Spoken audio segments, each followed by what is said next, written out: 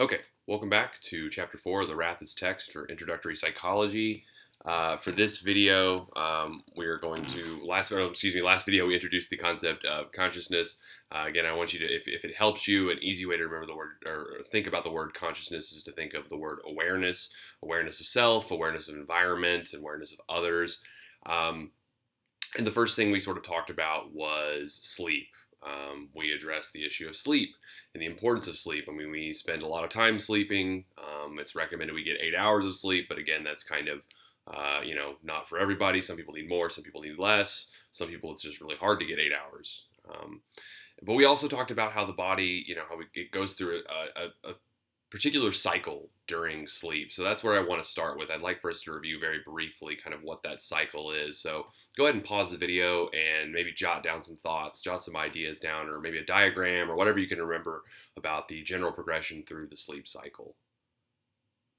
Okay, go ahead and, or I guess you've unpaused by now. Welcome back. Yeah, you should have wrote about, the difference between REM, the REM stages, the stage of REM, rapid eye movement versus non-REM. Your body goes through, the first 4 stages and then REM sleep, and you could have written about or diagrammed about how progressively we go through more REM sleep and less of the deeper stages of sleep, like stages 3 and 4, as we progress through the night. And REM is what we've learned is probably the most important stage of sleep. I mean, all of sleep is important, but that quality, REM, is where it's really at in terms of the benefits are concerned. So, sort of tying into sleep, we're going to also look at dreams. And, dreams are, we're not talking about the dream you have of your dream wedding or your dream of graduating college. Those things are great, but we're talking about those, the imagery that is produced when you were asleep. It is obviously in the absence of any external stimuli because your eyes are closed. You're asleep. You're not literally dead, but you're dead to the world in the sense that you're cut off from stimuli. And again, we talked about this during the last video, but dreams are more likely to occur, or they're more vivid, at least during REM sleep. You're more likely to remember them.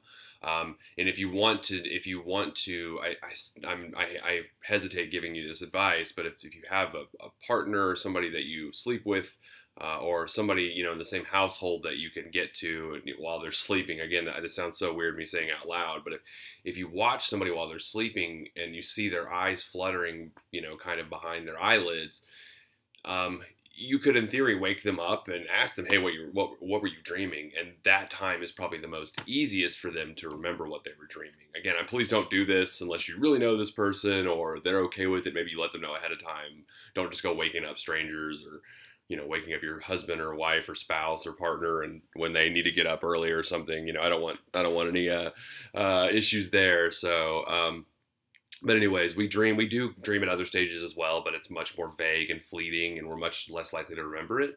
It's less visual, less vivid. Dreams vary, can be, depending, they can be in color, they can be in black and white, not a lot really explaining why. I think it's just for some people, depends.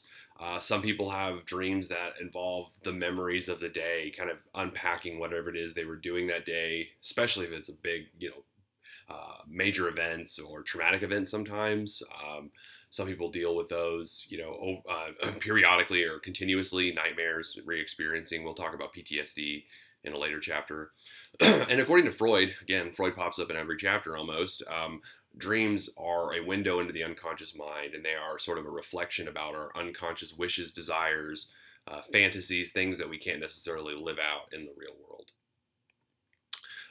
So that's kind of the unpacking dreams. Now we're going to look at a particular biological model of explaining dreaming, and it's called the activation synthesis model. And it is it's very biological driven. It's saying, the culprit behind dreaming, at least in our brain, is the neurotransmitter of acetylcholine, and you have the stimulation of the pons. Remember, the pons are part of the hindbrain. And the stimulation leads to dreaming. You also have the reticular formation. Remember, that's part of being arousal, but we're aroused in terms of our brain, but we're not quite awake. So it's obviously being stimulated in a way that's different from when we're awake. You're having parts of the cortex that are being stimulated because, obviously memories are being drawn up. So all of this brain, I mean, there's a lot of brain activity. Our brain is firing on a lot of cylinders, even when we're not awake. I guess is what this model is really getting at. Is there's a lot of brain activity going on when we're dreaming. Okay, truth or fiction? We act out our forbidden fantasies in our dreams. Oh, sorry, I should have waited for you, but it's true.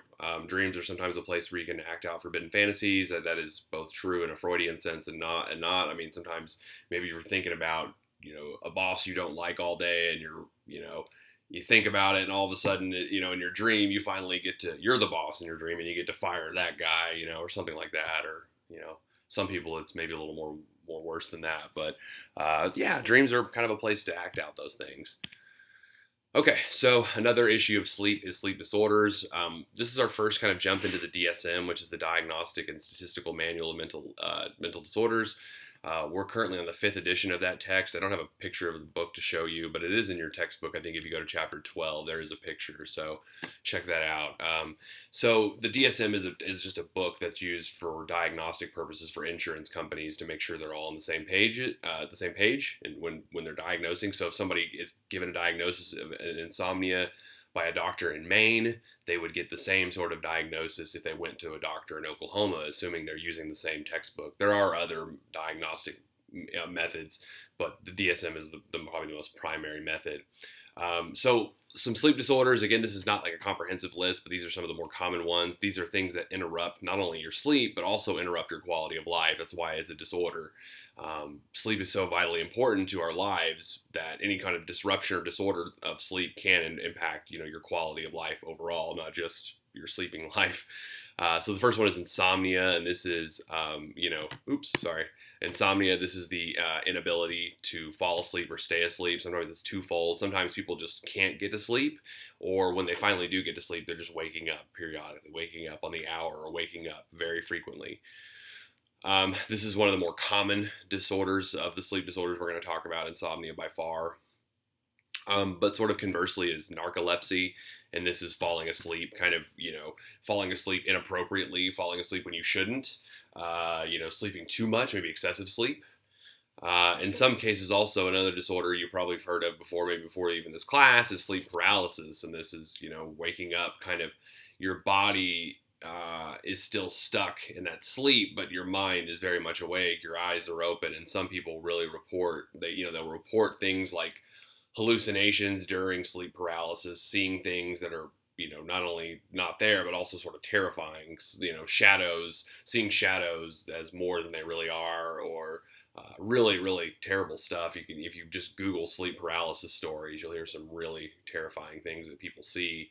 And at the moment, it feels very real, but obviously in sleep paralysis, that's kind of how the mind is working.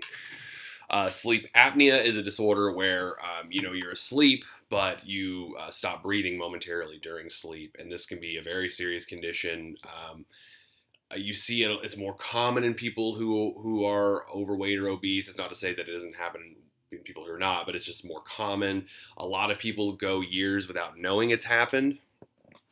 Maybe, they just realize, man, I haven't slept good in like 5 years. And I don't really know why. And I'm just going to go talk to a doctor, and one thing leads to another. And you kind of figure out maybe through testing, hey, you have sleep apnea. And then last, there's a collection of disorders called deep sleep disorders, because they are typically associated with when you are in the deeper stages of sleep.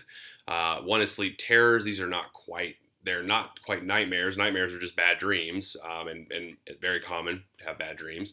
Sleep terrors, on the other hand, are almost kind of like panic attacks while you're asleep.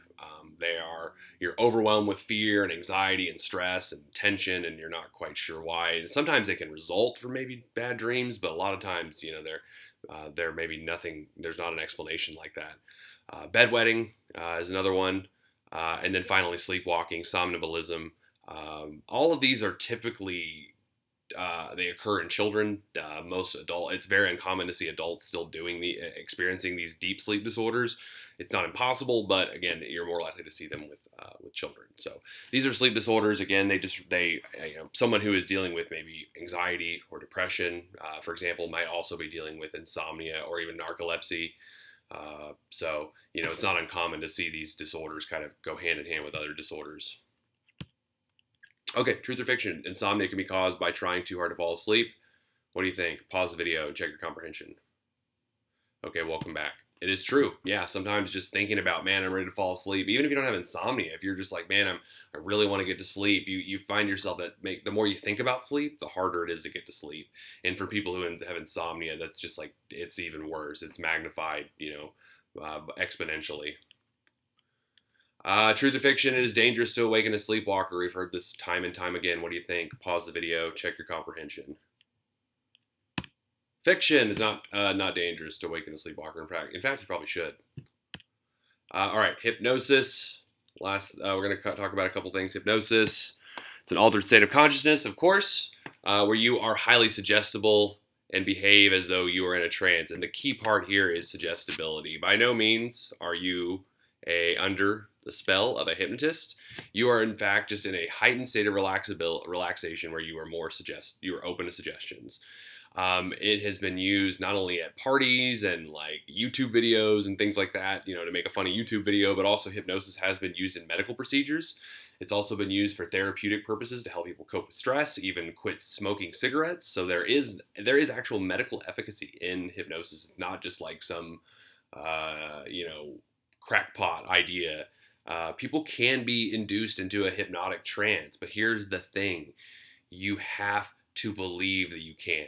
If you don't think you can be hypnotized, you will not be hypnotized. It does not work that way. It's not like somebody can wave a pocket watch in front of your eyes and say, look at me, look into my eyes, and bam, you're hypnotized. It does not work like that. You have to be open to suggestibility like that. And people who are easily hypnotized are also more likely to be suggestible, to the things the hypnotist is saying and asking them to do. But again, it's not like the hypnotist could say, hey, you're hypnotized and I want you to go out and rob a bank or do something you would never do in your entire life. I mean, you are just open to suggestibility. You might do things that are silly and you might be open to suggestions like that, but by no means is it this like carte blanche to do anything and everything. So we need to dispel some myths about hypnosis first and foremost. A couple of theories about hypnosis, why it happens. One is role theory, is that when we are under hypnosis and we're working with a hypnotist, we change our behavior because we're sort of in this role of being the hypnotee and the hypnotist. We want to successfully imitate the role and imitate those instructions that are given to us. Again, we're just so relaxed and much more open to suggestion that we kind of are willing to change our behavior at least somewhat. Response set theory, a little bit, again, sort of similarly, again, there's certain expectations that are, when you are being a hypnotist and when you're being hypnotized, and the expectation of being someone who's hypnotized is to go along with it. Obviously don't do something you're not comfortable with, but the hypnotist might ask you to stand up on one foot and clap your hands. Just do it. Go with it. It's fun. So, but you got to be open to suggestion. You can't do it if you're not open to suggestion. Okay, truth or fiction? You can be hypnotized against your will. I think we all know the answer to that, but go ahead and pause the video and check your comprehension. Absolute fiction. False. Cierto. Falso. Sorry. It's not true. You cannot be hypnotized against your will. Anybody who says that is lying to you through their teeth. Just kidding. They probably just don't know better.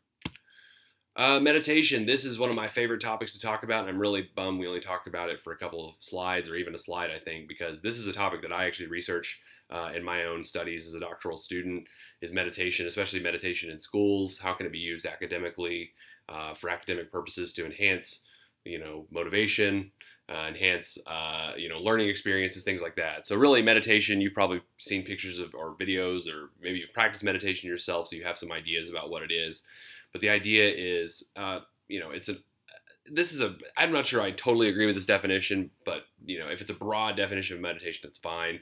It's where you're trying to alter your consciousness, your relationship between yourself and the environment. Obviously, you're obviously maybe trying to create a more harmonious or more balanced relationship with your environment, a more calm environment. So I think that does make a little sense, but I think there's more to it than that. So there's transcendental meditation. This is a lot of times, with a mantra. It's associated sometimes with Tibetan Buddhism. the Om, the mantras, things like that. Focusing on some sort of mantra. The idea is to relax. There's also mindfulness meditation. This is primarily what I'm interested in, is how mindfulness can be used in schools.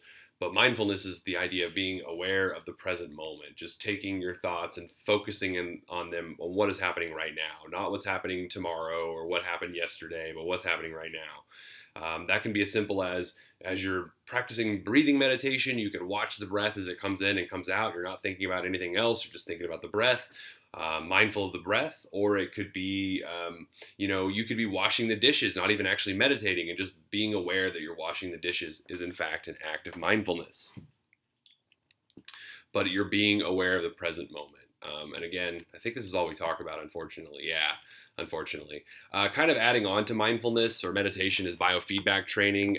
This is where you're getting information about your bodily system, like your heartbeat, when you get stressed out, things like that, so you can gain control over it. So you might, and again, the goal is for stress reduction, reducing tension, anxiety. You might get some kind of biofeedback monitor that monitors your heart rate or monitors your blood pressure or monitors something in your body that lets you know, hey, you're getting stressed out. Now it's time to practice breathing. Oftentimes you'll see people who are in biofeedback training are also taught like breathing techniques. So, hey, when you get too stressed out, now it's time to breathe in, breathe out, calm down.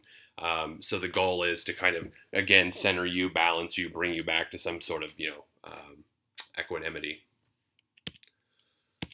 Okay, let's see. EMGs, these monitor your muscle tension.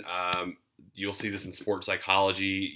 It wouldn't surprise me if the Oklahoma City Thunder, your local team, used technology like this to kind of monitor their athletes. You can monitor, tension in the muscles. You can monitor heart rate, things like that, especially find out when athletes are most efficient or when they're not. Truth or fiction? You can teach a rat to raise or lower its heart rate. What do you think? True or false? Pause video, come back. Oh, sorry. It is true. It is in fact true. This is biofeedback training. You can teach a rat to do it. You can also teach yourself to do it through biofeedback training. So I think we're going to stop here. Yeah, we're going to stop here. The third part and last part of this video will cover psychoactive substances. So we'll pick up there and finish up chapter 4 of the Rathus text. Thanks for your time.